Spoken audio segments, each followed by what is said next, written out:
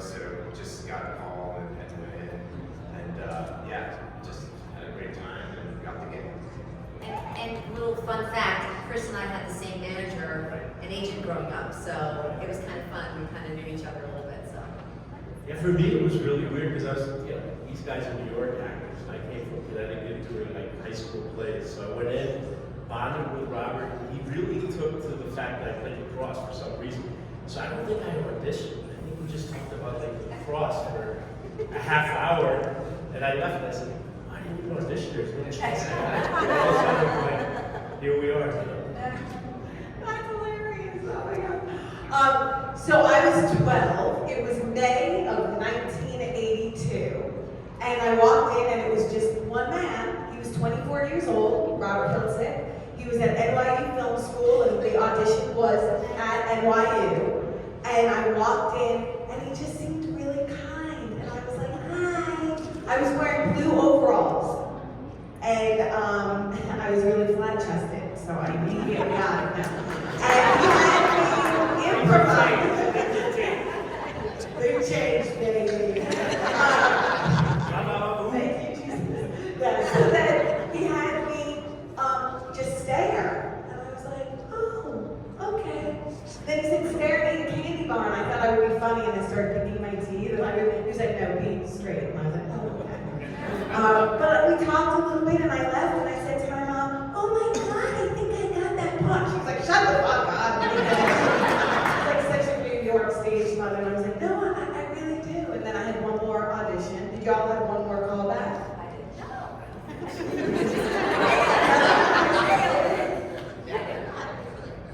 Because my callback was to be on the beach running from my boyfriend. I like that. Yeah, it was fun. It was a great audition, and I loved Robert Hiltzik. What were some of the biggest challenges of filming Sleepaway Camp? The flies.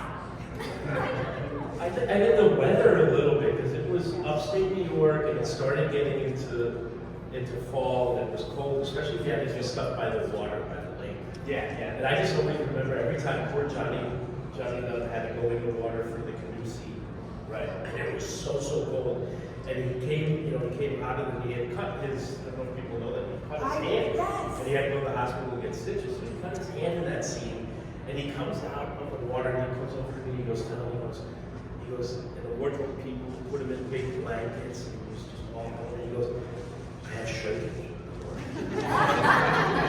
And he goes, the water's so cold, I'm shrinking. I don't want the wardrobe people like to think that you're shrinking. Like everybody knows you go in cold water. And I had the scene afterwards, and I was doing it with extras from the area, right? So they were all standing around with big fire boys, and I push them in the water, and Johnny's still standing there, and these guys come out of the water literally dragging their penises behind them. I just remember seeing Johnny Dunn's face, he was so embarrassed. That was for me, that was the best part. I don't remember the shrinkage part, but it was cold. I do remember. And we all know where's the biggest penis on That's set. hilarious. The obstacles of Sleepaway Camp, small penises. I know that's what my problem was then. He's on the check on Instagram too. So you guys, any others? Yeah, I don't remember. I mean, it was a great experience for so many of us. It was the first movie we were working on, and it was like being in camp, basically. Like, I don't remember tough stuff. It was just fun. I would say.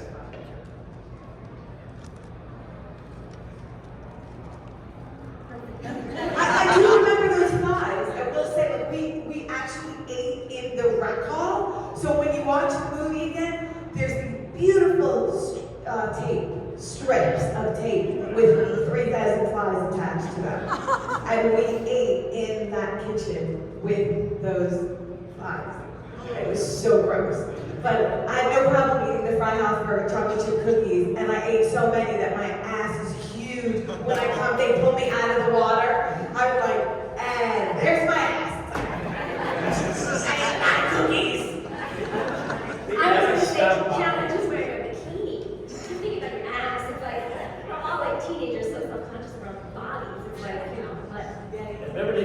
to stop by like the Freihofers thing. So the runners like were driving back to the hotel, and we had a hotel that was like two-sided, like a driveway through the middle. And I remember like in my hotel room, I would just open up cabinets and it would just be Freihofers.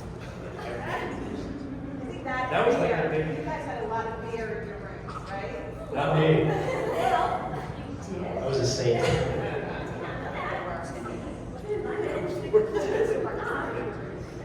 That was just fun. Like everybody got along so well on this film, and it's so nice to be here. Just a little leg. Why are you so pumped?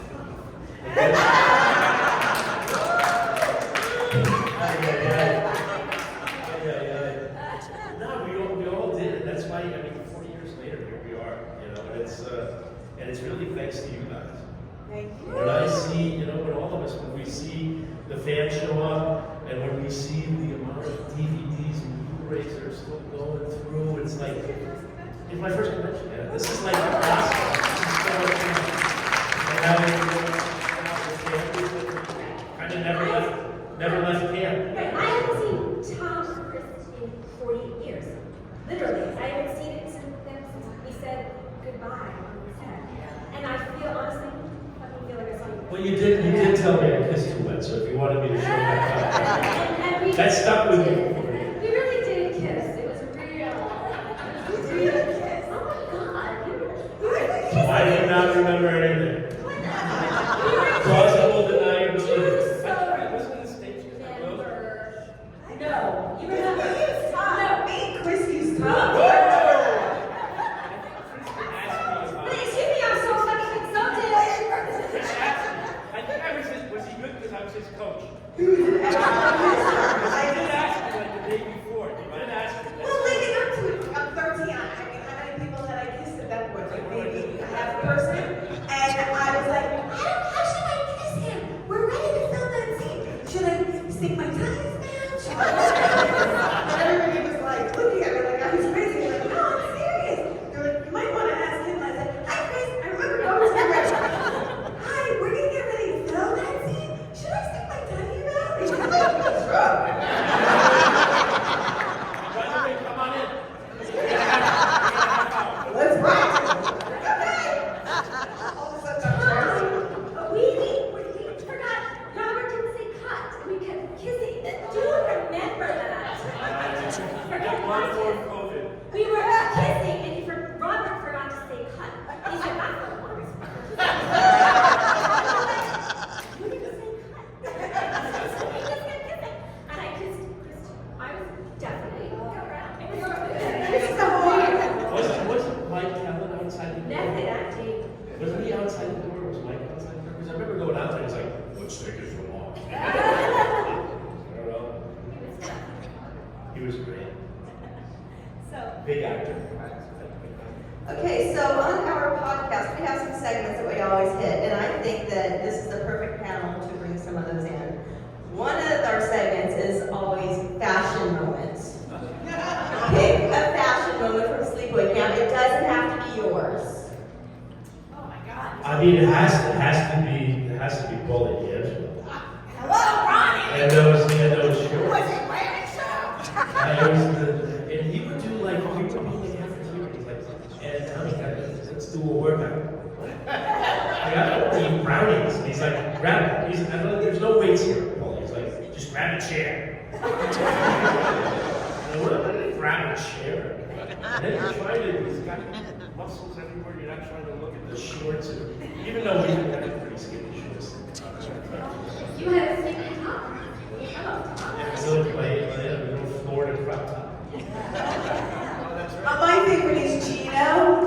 When he comes in with his half shirt, that's hot. That's what I take you to right there, baby. And whenever he comes on screen with that belly and that shirt, everybody goes, yeah, sexy. I'm not gonna be so upset, but of course my side ponytail. And it was fucking real. Go share with her. I asked myself, what was I thinking? And I remember, I just want to share. That's how I share. I think that's probably why I was like,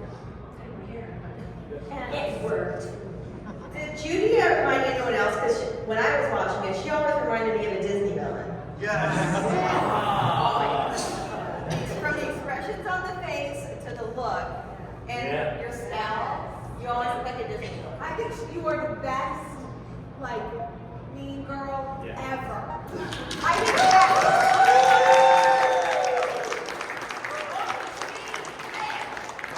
And you were so fun to let me be so mean to you. They were all actually, you guys always think that, Felissa does these all the time, and everybody's always, I hear from people all the time, she's so sweet. They were mean. All these women were horrifically mean. They were terrible. They were the biggest bullies. So the guys we were just so sweet. I don't know, they were just awesome. I was too busy chasing Jonathan Tiersten. I was so madly in love with him. That we dated for like 48 hours. And then he dumped me for one of the volleyball girls that came in, like this hot, sexy, like local girl who came strutting her stuff in her little shorts. And here I am in that awkward outfit with no boots. Hey, remember me? I can kiss using my tongue.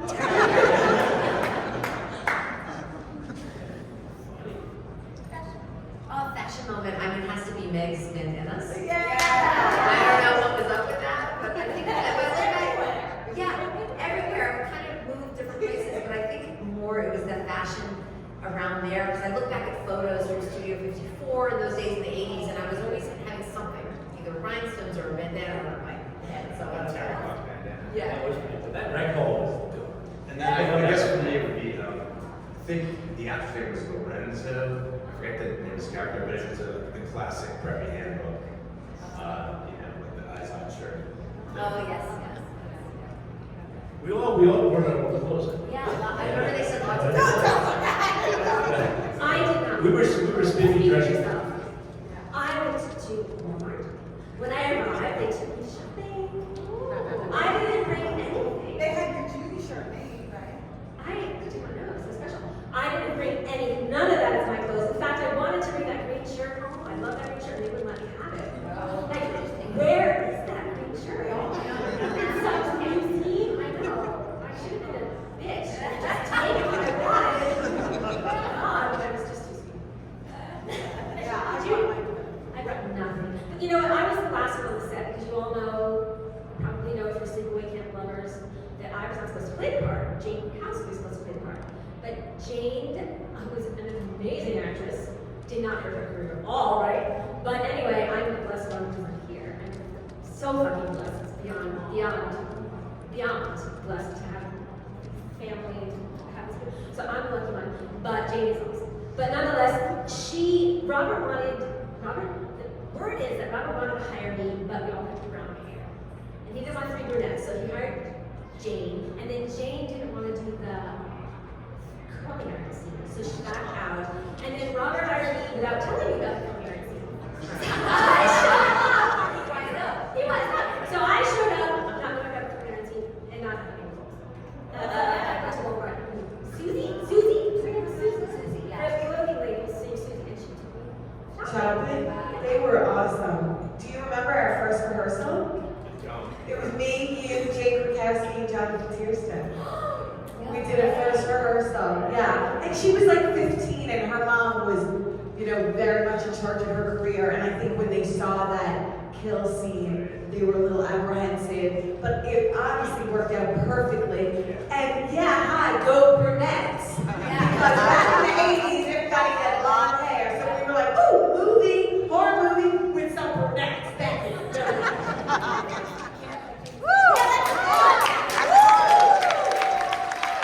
I just remember Robert just always cutting costs too. I remember he just comes up to me, he's like, I have an idea. What's the idea? He goes, they have the scene with Maurice with the bees. He's like, instead of doing like another head, why don't you just do it? What? He's like, they got like a bee guy and I'm like, they got a bee guy. It's like, you just lay on the floor, you get the bees. I'm like, I'm not doing that. He would always come up with like the weirdest stuff. I mean, how weird, how about the romance between Mike Kellett and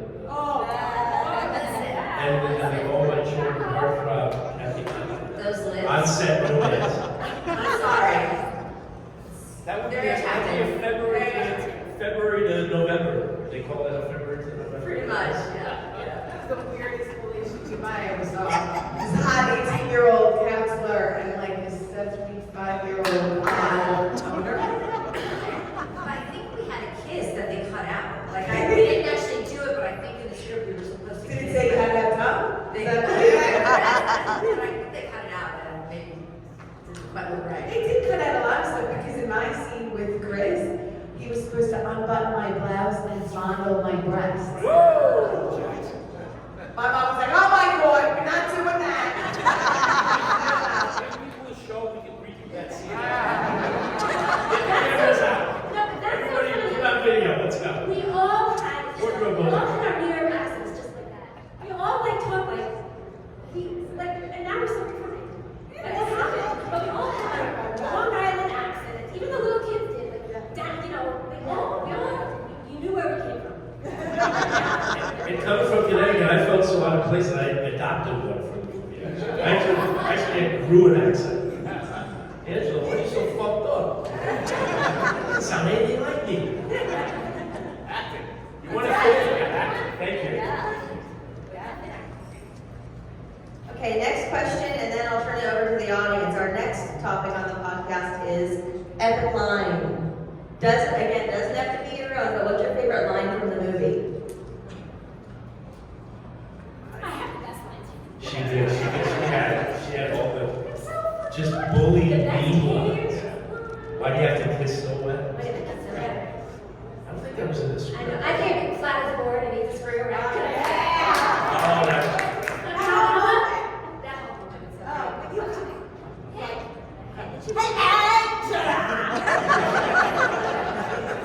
What are you looking at? What are you looking at? What are you looking at? Like, just did not. Beautiful women that were right in front of me. That's what I was looking at. I'm partial to the eat shit and whatever. It's like when somebody says regular eat shit and die, it's like eat shit and live. I think I like if she were under fire, she'd be dead. I just like that. I love the sort of stuff he wrote, that real kids would say to each other. Right? Mean, real mean. Real mean. I like Eat Shit Live, and that was improvised by Jonathan Tiersten because Billy says Eat Shit Die, and Robert said, "So, Jonathan, what would you like say in kind of battle?" And he was like, "I tell you, Eat Shit Live." Let's go with that. Let's go with that. Yeah. I did. Okay. All right, audience questions. Raise those hands. Come on now. Woo! I know he's not up there yet. This one is for Catherine. Can you talk about filming your death scene in the shower and how you did that? Oh, totally. Yes. Yeah. No. We had about 3 or 4 hours of makeup, special effects makeup on the back, and I had to lie on this mattress. And I had the flu. I had a fever, and my mom actually drove down or took a bus to come and be with me because I had just turned 18. It was sort of my first thing alone, and I didn't know how I was going to get through it. And we were filming all night. And I don't think the water was freezing, but it certainly wasn't warm. And it was not easy. It was not easy. And also, I was wearing a half bathing suit. And they kept seeing it, and they wanted me to pull it down, but there was very specific no nudity in my contract. So I remember before I left, our manager said to me, no matter what they ask you, do not take that bathing suit off. And they were asking, like, can you lower it, lower it? And I was like, no, that's it. And I think there's a quick, you can kind of see it quickly. But then it was just his direction of, I'd never done anything like that, of lean against the wall. He goes, okay, the knife's going in. Now turn to the right and scream, turn to the left and scream. And now it's going down. And so he was talking throughout the whole thing, and I was just responding to what he was saying. But it was the first time I'd ever done anything like that. So I think I pulled it off. Can you hum this song for us? Can you hum this song for us? No. But then the other thing was they had a mattress on the floor, so I had to grab on to the shower curtain and fall down. There was no stunt person or anything. That was all kind of fun. Yeah. Low budget filmmaking, that is best. You're 18. You just throw yourself on your friend, you'll be fine. Zero child labor.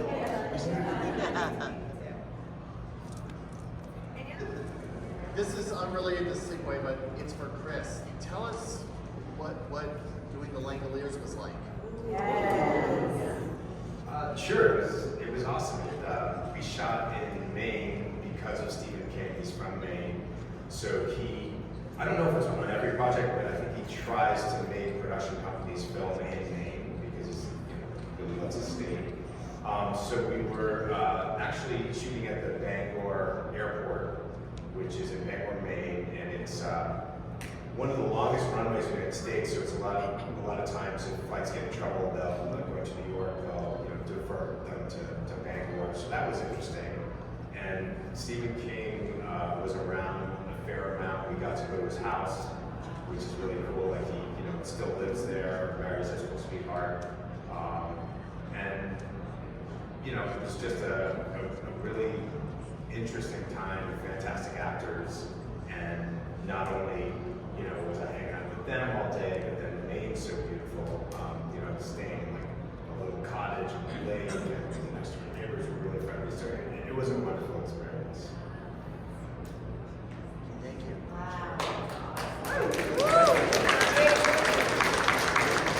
Did y'all know about the twist at the end? Like when y'all first were, I guess, picked for the role, did y'all find out like as the movie progressed?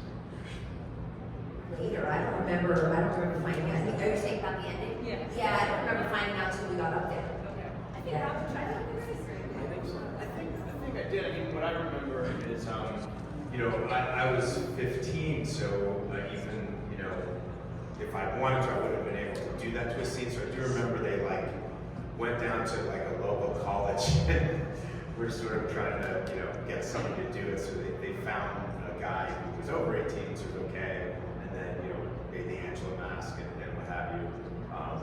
But yeah. I have a question for you. Honestly, this has been a burning question. When you did your mask, Yeah. was it deliberate that you had to smile? He's smiling. Yeah. I just said, let's take our clothes off. His face is like this at the end. Yeah. He liked what he saw.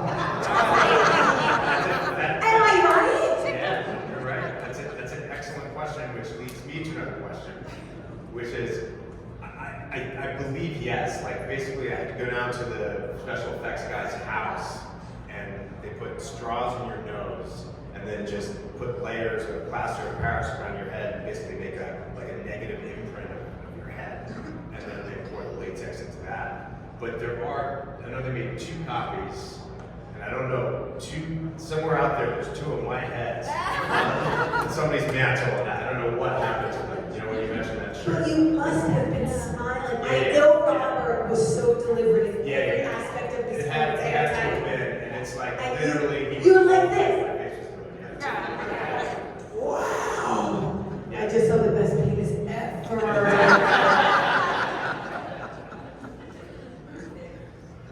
Thank you, Chris, for answering my question. But thanks for bringing it up, because it had to have been, because they literally were making a mold of whatever my head was doing. So, yeah. So much of the original props and things. I remember going to Fangoria, the first one, which is when we had that Q&A ages ago, and people came from Australia, Europe, and they would bring in props and wow. With stuff they had. Yeah. So your heads are props. No, like in New Zealand. Somebody's Somebody's got them out there. Yeah. Any other questions? Hi. Do you guys own anything from the movie? Like, do y'all have any of the props in y'all's personal or no? I have one weird thing. So they did I've been missing it, Chris. use You have they did use me for one of the shots where we're supposed to be naked. So they had basically to make it look as naked as possible, I guess, they cut a pair of Fruit of the Loom underwear, and then we pasted a maple leaf over it. And I do have that thing. So Okay, this is really weird. It's 1982.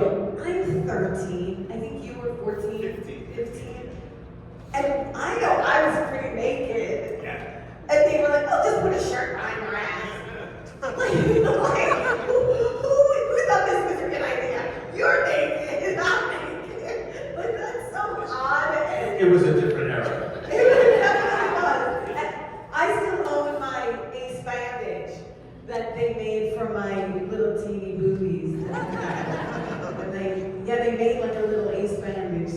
you couldn't see anything. I really didn't have anything to show, but I still have it. Different era or Weinstein movie? I took the original poster from the movie Times Square, the last showing, and I went with a bunch of friends, and it was in glass out front, and I said, can I have that? Has anyone taken that? He goes, yeah, take it. So I had to hide it for years because my daughter, who's an adult now, was terrified of it. So I hid it in the attic, and then I finally found it a couple years ago and took it out, and now it's on proudly on my wall. Do you have any of your shirt, your original Camp Airwax shirt? You have your curly iron? My original Camp Airwax shirt, and I have a original poster too. You do? Was the producer Jerry Silva? He actually lived in my town. Somehow, my aunt knew him. So, yeah, my aunt said, did she have it? I said yes. So I did. Yeah, and my Camp Airwax shirt. And my script. You guys have your scripts, right? I still have my script, yeah. I have little Ziggy like stickers on it and like sniff this. And I still have the autograph books that you all signed. Yeah. I remember John wrote, Karen, you have a beautiful smile. Use it more often.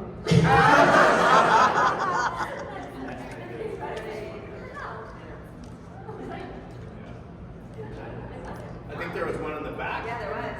I saw someone over here, yeah. What was it like seeing the initial audience reaction when the movie was released for the reveal at the end? I was in the theater with my 8th grade class. And when I saw the image at the very end for the first time, because we didn't have like a screening or anything prior to the premiere, I remember my reaction being like, oh, that's what we did. The first thing I saw was my own penis. Yeah, it was so cool because it was, you go to New York, and I think, did Paulie hook up limos for everybody? Oh, I didn't know. I had a limo. You got a limo for me. I had no limo. I had limos. I went with my friends, and it was like your big moment. You know, I just remember watching it. I remember the scene with the sheriff once. I'm like, is that like masking tape or like electrical tape as a mustache? I remember that. And then I remembered him leaving the set to go do a modeling shoot. And he had to shave his mustache. He came back. I think Bobby was like, yeah, just put like electrical tape. I remember watching that because I was like, oh yeah, I can tell. That was just great. We were all hanging out. I think, did we have an after party? Did you guys date a little bit? Which was not a big deal after Mike Kelly. Yeah. Like, all my friends were like, wow, you mean like, I was like, I should date her. I don't feel special. We did it for a nail second. Really? 6 One of years. the funniest people I've ever met. Oh, jeez. I thank everybody. We're wonderful seeing everyone.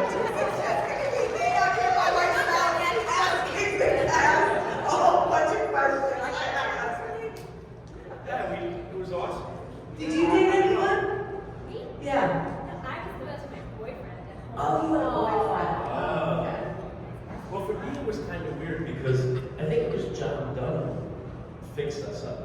Because there was a very gorgeous guy on set. Went to like an Ivy school, Rick Andrew. Rick, yeah.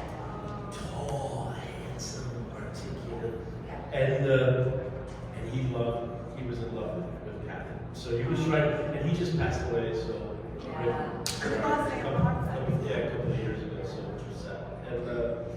And he was trying to get with Catherine, and so I was trying to fix him up. John Dunn was trying to fix him up, and then finally John Dunn was like, "You're an idiot. She likes you." Like, Yeah. I wouldn't like me compared to him. Why don't you like me? I like the funny, cute guy. Then we did.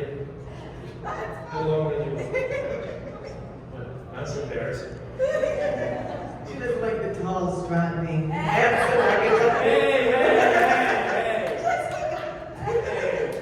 You know, like the kid. Always go for the funny guy, makes you laugh. Can we answer the question on this side yet? What was it like after the movie was released for you? The ending, was that it? No, what was it like for you in your personal soap at the time, and then was doing some theater and everything. So for me, it was, I mean, it was exciting to be part of it. They're like, oh, you're like Jamie Lee Curtis, you're in a horror film. It's so exciting. So people were very excited. I did another one right afterwards. So it was thrilling to see the poster on the sides of buses. And it was my first big feature film. It was incredibly exciting. And back then, it was really difficult to do both. Either you were in TV or you were in movies, and sort of the ultimate goal was always movies. So that was like, I felt like that was the stepping stone. Nowadays, you can do both as an actor, and it's encouraged. You know, movie actors now want to do TV because that's where the best scripts are and stuff. So it was different back then. You had to choose sort of what you're doing. And Paul D'Angelo also did that one that you did. Yes, Silent Madness right after. Silent Madness! I remember because the weekend it came out, I think it opened up against like Yento. Yento! Yes. And I remember seeing like, We held our own. yeah, I remember seeing like the box office. I'm like, we beat Yento. Personally, I don't know if that's a big deal, but in New York, I think it's a big deal. I was like, with Opening that. weekend, it was like 11 million. Hi. Yeah. We got a nickel, but it made 11 million.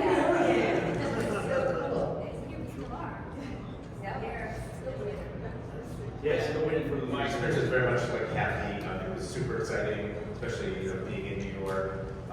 But at the time too, I was like doing plays and other stuff, so just kept on going. All right, any more questions over here? Any more questions over here? I got more, you know, yes. Is there anyone like that was part of the movie that you would like to see become a part of a future reunion? Yeah, I mean, I would love Paul D'Angelo to join us. Hey, it's a Paul D'Angelo. He wears a t-shirt in the movie, and look for it if you see it again, if you watch it again. It's a yellow t-shirt, and it says bodybuilding, but there's no L. So he's our little bodybuilder. Every time we see him in the film, like, oh, he's bodybuilding. Yeah, that's a fun piece of trivia because he made the shirt himself.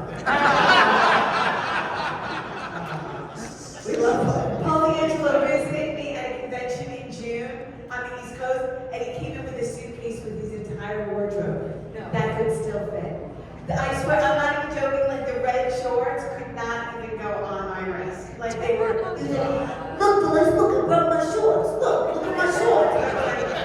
I can hardly see them, they're like the size of a matchbox. Like, this is, smallest pair of shorts ever. But I want the movie to be called Ronnie's Penis, because the whole movie is like focused on him.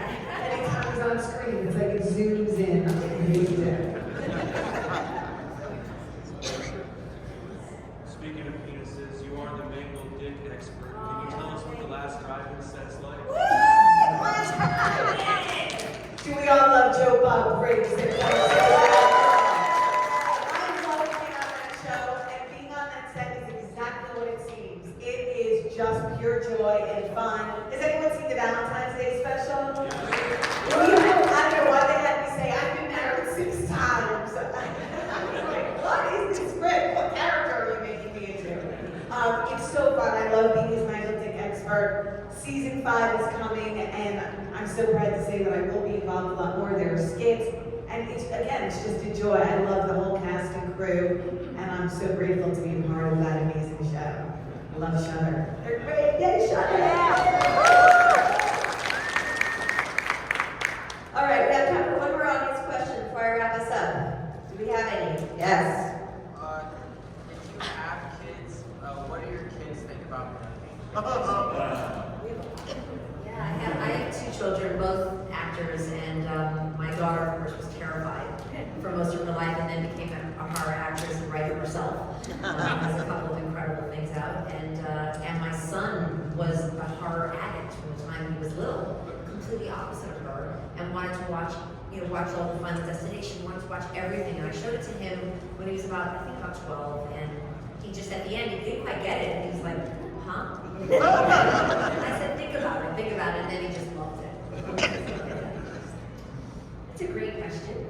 I have a daughter who is very successful in the industry and is about to sell her first TV show, Yay Erica. And she does the podcast Getting Curious with Jonathan. So she really isn't impressed with me at all. Not at all. But my son is transgender, so I'm super fucking proud of him for being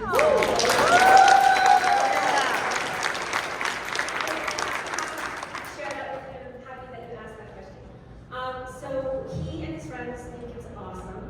I'm also a suicide prevention counselor volunteer for LGBTQ youth and transgender youth, and I actually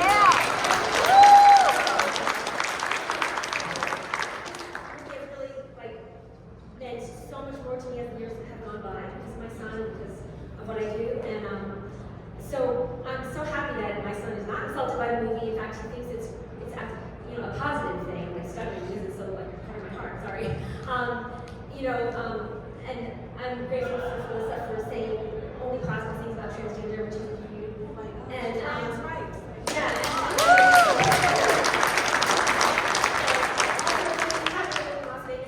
Thank you for voting for. You have a beautiful state and great laws, and I really appreciate that for transgender rights.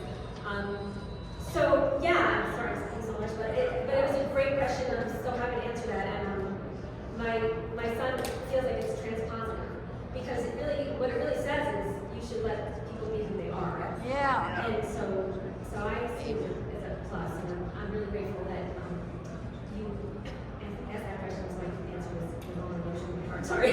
But yeah. So yay this movie, and yay that my husband, my friends, and my son's friends are not insulted by it. They actually think it's a compliment. That's fun. Yeah. Thank you for that. Karen Fields, you're good people. It's